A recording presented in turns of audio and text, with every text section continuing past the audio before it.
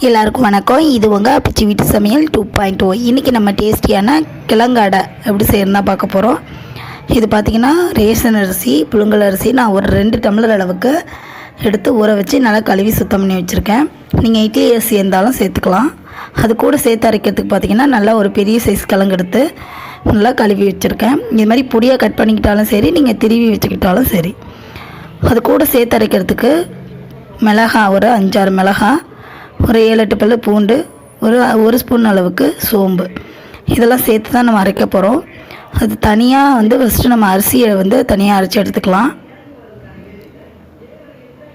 அரிசியை கொஞ்சம் கொஞ்சமாக சேர்த்து நம்ம அரைச்சி எடுத்துக்கலாம். அரிசி கூடவே நம்ம சோம்பு, பூண்டு, மிளகாய் 3த்தையும் நம்ம சேர்த்துக்கலாம். மிளகாய் பார்த்திங்கன்னா காரத்துக்கு தகுந்த மாதிரி நீங்கள் சேர்த்துக்கோங்க. பூண்டு சோம்பும் செரிமானத்துக்கு ரொம்ப நல்லது. இது கூடவே நம்ம தேவையான அளவு உப்பும் சேர்த்து நம்ம நல்லா அரைச்சிட்டு வந்துடலாம். அரிசியை சேர்த்து நம்ம அரைச்சிட்டு வந்துட்டோம். இது பதம் பார்த்திங்கன்னா நம்ம இட்லி மாவு எப்படி அரைப்போம் அது மாதிரி அரைச்சிக்கிட்டிங்கன்னா நம்ம சாப்பிட்றதுக்கு நல்லா சாஃப்டாக இருக்கும். ரொம்பவும் கொரகொரப்பாக இருந்தாலும் நல்லா இருக்காது. இந்த அளவுக்கு அரைச்சிட்டு வந்தாலே போதும். இப்போ நம்ம இதை தனியாக எடுத்து வச்சிடலாம்.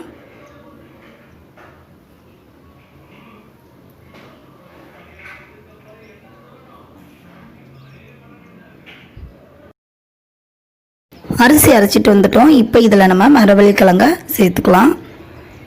நீங்கள் துருவி அரைச்சிங்கன்னா கூட ஈஸியாக இருக்கும். நான் கட் பண்ணி வச்சுருக்கேன். இப்போ இதில் கொஞ்சமாக தண்ணி தெளித்து நம்ம கொரகொரப்பாக அரைச்சிட்டு வந்துடலாம். இப்போ நம்ம கிழங்கு அரைச்சிட்டு வந்துட்டோம். இந்தளவுக்கு கொரகொரப்பாக இருந்தால் சாப்பிடும்போது நல்லாயிருக்கும். இப்போ இதை நம்ம மாவோடு சேர்த்துக்கலாம்.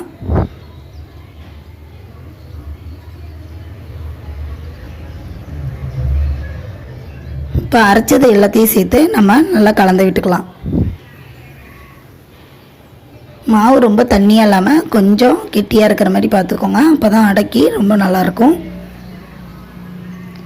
மாவை நல்லா கலந்து விட்டுட்டோம். இப்போ இதில் ஒரு பெரிய வெங்காயத்தை பொடியாக கட் பண்ணி வச்சுருக்கேன். அதை நல்லா பிசைஞ்சு விட்டுட்டு இது மாதிரி சேர்த்துக்கலாம். ஏன்னா கட்டி கட்டியாக இருக்கும், மாவில் கலக்கும்போது கலக்காது வெங்காயம். அதனால் நல்லா பிசைஞ்சு விட்டு சேர்க்கும்போது நல்லா கலந்துரும். இதில் கொஞ்சமாக கருவேப்பிலை சேர்த்துக்கலாம். கருவேப்பிலையை நல்லா கிள்ளி சேர்த்துக்கிட்டால் நல்லாயிருக்கும். அது கூடவே கொஞ்சமாக கொத்தமல்லி தழை சேர்த்துக்கலாம். ஒரு 1/4 ஸ்பூன் அளவுக்கு மஞ்சள்தூள் சேர்த்துட்டு நல்லா கலந்து விட்டுக்கலாம்.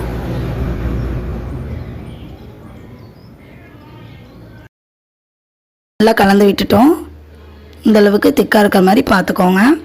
கல் நல்லா காஞ்சதும் நம்ம கலந்து வச்சுருக்க மாவை இதில் ஊற்றிக்கலாம்.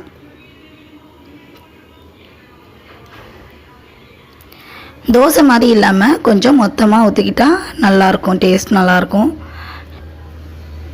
இதில் கொஞ்சமாக நெய் சேர்த்துக்கலாம். நெய் சேர்க்கும்போது நல்ல வாசனையாக ஃப்ளேவராக இருக்கும். நீங்கள் இல்லைன்னா எண்ணெய் கூட சேர்த்துக்கலாம்.